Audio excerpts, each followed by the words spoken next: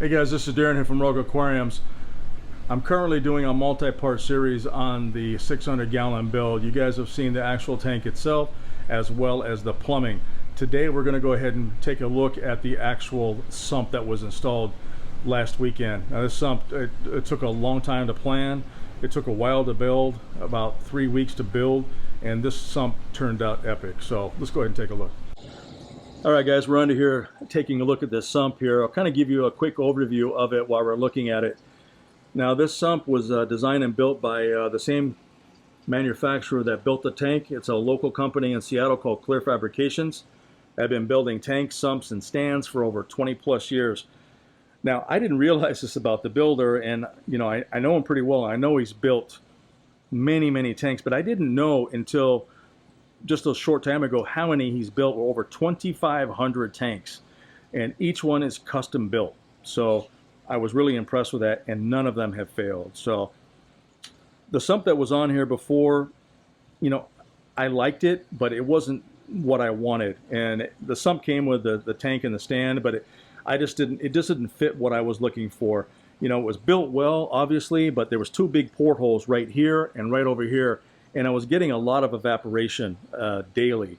But I have a 68-gallon automatic top-off radiator, or ATO, and that's what saved me. But so I contacted Jason there, and I asked him, I said, hey, look, can you design another sump for me? Because you know, I want something that's going to, you know, hold the heat in a little bit better and cut down on the evaporation. So, you know, we did.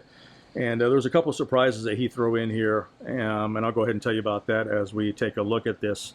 So starting from left to right, the actual sump itself is 60 inches long, and it's 40 inches wide and 20 inches deep.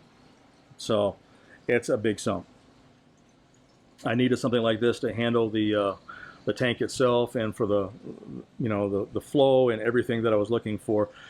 So over here, instead of actually over here in the middle, this is a cord pass-through we came up with, and this is where my original Vector L1 was sitting. So we took that off and used this as a backup in case something happens to one of the vectors in there. I can just quickly replace it. So what we did is we rerouted it, and we put one of the return pumps right here, and we put the other one right over here. Now, these are two Vector L2s, so I've got twice as much flow as I had before, which is really good. And this section right here is a skimmer section, so I opted to actually have it over here or over here, but because of the length of the cord of the Red Speedy Dragon right here, this is the pump that comes with the skimmer. It wasn't long enough, so I opted to keep the skimmer here. Now, this is the roll exclusive. This is what I'm currently running on this sump right here. This is the Supermarine 250. Now, there's a lot of skimmers out there. There's a lot of good skimmers, and there's a lot of skimmers that don't really do what they're supposed to be doing. Now, Roll Exclusive has been around. They're a company based in Germany. They've been around since 1986, so they've got a long history right here. And the good thing I like about this acrylic right here, it's a cell cast acrylic. It's designed, it's rugged, and just some of the little touches they put, including the titanium screws they used. So really pleased with that. This section right here is the Refugium. So this is about 30 inches. Actually, it's about 18 by 30, I believe. And the surprise was that he went with the black baffles. Now, not only did he go with the black baffles, but they're 3/4 of an inch. So I was, excuse me, yeah, 3/4 of an inch wide.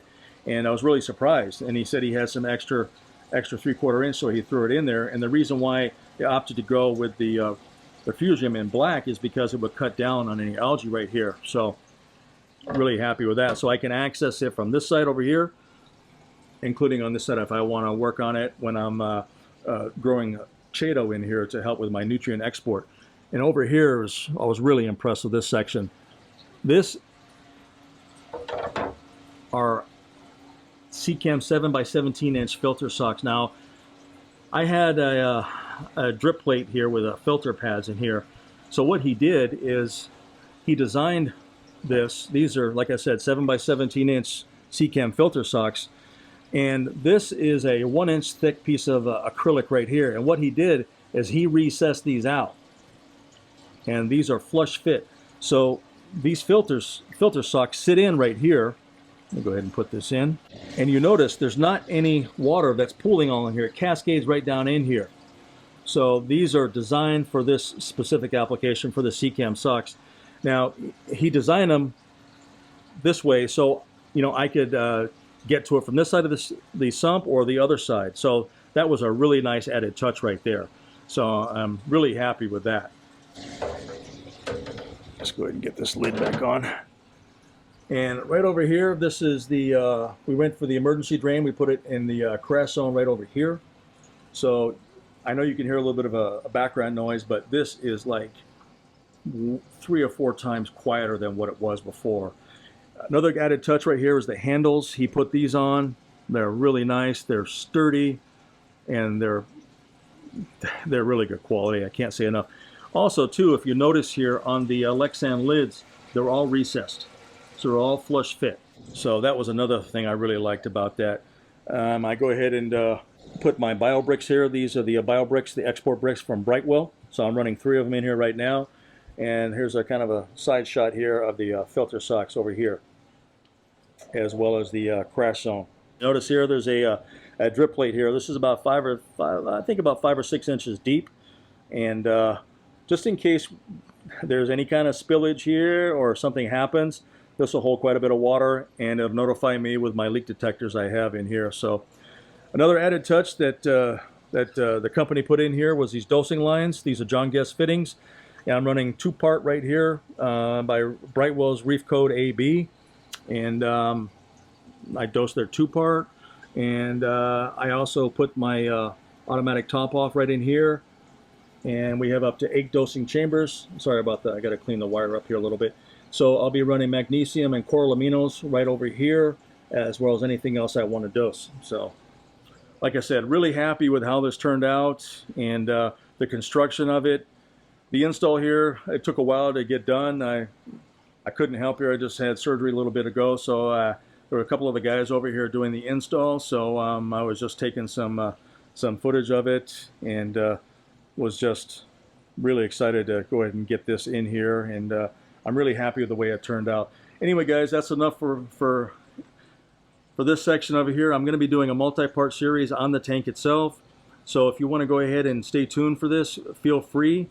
If you want to go ahead and like, comment, or subscribe, I welcome your comments. It kind of helps the YouTube algorithms somewhat, so feel free to give me a thumbs up, and leave your comments below and let me know what you think of this epic sump build. Anyway, guys, I'll talk to you soon.